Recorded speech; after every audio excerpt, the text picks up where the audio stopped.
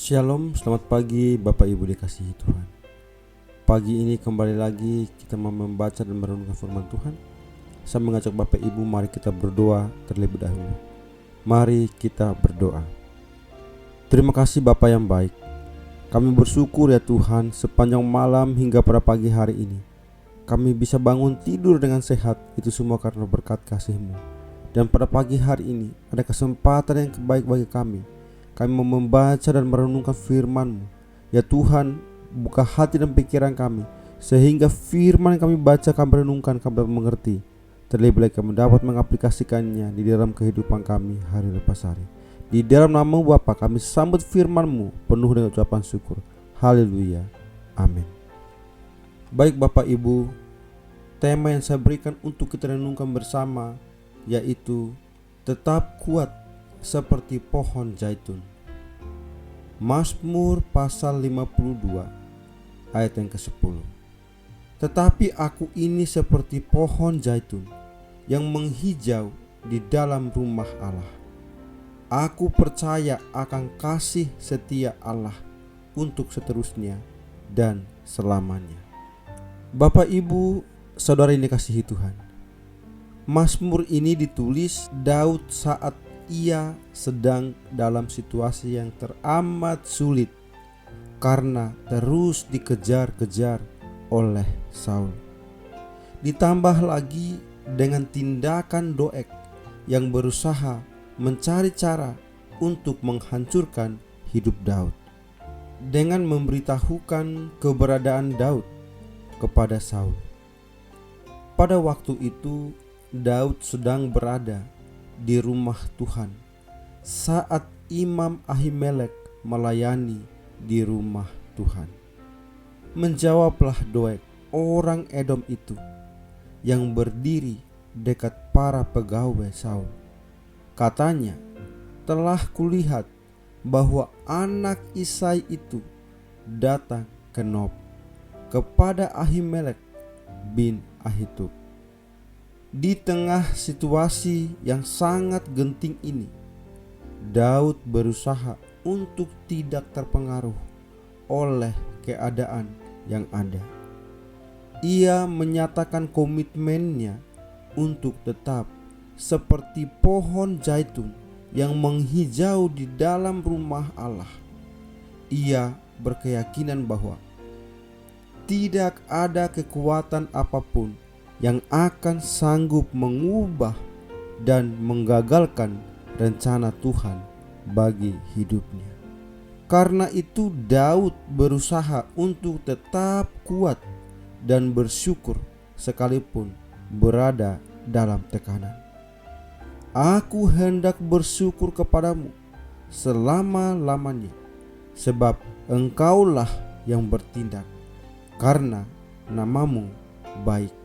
Aku hendak memasyurkannya di depan orang-orang yang kau kasihi. Tetapi aku ini seperti pohon zaitun yang menghijau di dalam rumah Allah. Aku percaya akan kasih setia Allah untuk seterusnya dan selamanya. Kehidupan orang percaya seringkali Alkitab ibaratkan seperti pohon atau tanaman yang harus mengalami pertumbuhan fase demi fase, mulai dari bertunas, berakar, bertumbuh, dan kemudian berbuah. Inilah kehidupan Kristen yang normal, yaitu kehidupan yang harus bertumbuh secara rohani sampai kita semua telah mencapai kesatuan iman dan tingkat pertumbuhan yang sesuai dengan kepenuhan Kristus. Artinya, hidup Kristen adalah hidup yang terus berproses, dinamis, bergerak maju, dan aktif dan tidak statis. Namun, banyak orang yang sudah mengikut Tuhan atau menjadi Kristen selama bertahun-tahun, kehidupan rohaninya tidak mengalami perubahan, yang berarti tidak ada kemajuan, seperti berjalan di tempat. Jika demikian, berarti kekristenan mereka sudah mati, walau secara kasat mata masih tampak melakukan aktivitas kerohanian yang mungkin tak lebih dari sekedar rutinitas.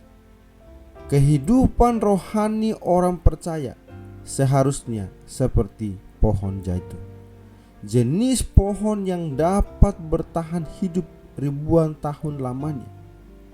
Ini berbicara tentang kesetiaan kita menggiring Tuhan.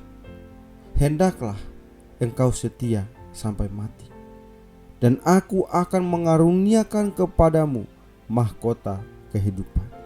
Semakin kita setia kepada Tuhan, semakin kita melekat kepadanya, semakin kita beroleh kekuatan untuk menghadapi angin, badai, dan gelombang kehidupan.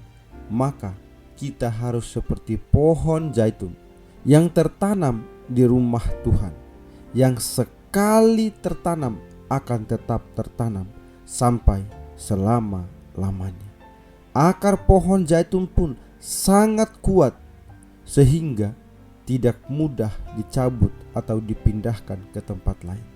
Itulah sebabnya ia dapat hidup dalam waktu yang sangat lama.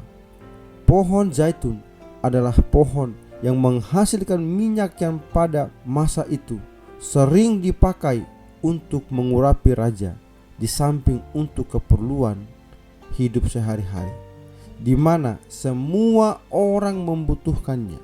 Hidup Kristen adalah hidup yang harus menghasilkan buah yang baik, yang dapat dinikmati banyak orang, menjadi berkat bagi orang lain. Begitu pula Daud. Ia harus melewati proses pembentukan dari Tuhan dalam waktu yang tidak singkat untuk bisa bertumbuh menjadi seorang yang dewasa rohani. Ini ibarat sebuah pohon yang mengalami pertumbuhan dari fase ke fase.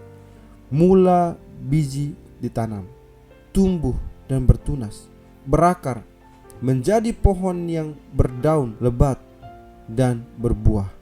Inilah kehidupan kekristenan yang bertumbuh secara rohani, sampai kita semua telah mencapai kesatuan iman dan pengetahuan yang benar tentang anak Allah, kedewasaan penuh dan tingkat pertumbuhan yang sesuai dengan kepenuhan Kristus. Amin. Mari kita berdoa. Terima kasih Bapa yang baik. Kami bersyukur kami kembali dikuatkan oleh kebenaran firman Tuhan. Dan biarlah firman itu tetap tinggal dalam hati dan pikiran kami. Terlebih lagi biarlah firman kamu dapat mengaplikasikan dalam kehidupan kami hadapan hari. Terima kasih Bapa untuk kebenaran firman-Mu. Sebentar lagi kami akan kembali untuk menjalani setiap hari-hari kami. Tolong pimpin dan bimbing kami, sertai lindungilah kami, sehingga apapun yang kami lakukan sepanjang hari ini hanya untuk memuji dan memuliakan nama Tuhan saja. Terima kasih ya Bapa, kami serahkan seluruh kehidupan kami sepanjang hari ini dan seterusnya ke dalam tangan Tuhan. Haleluya. Amin.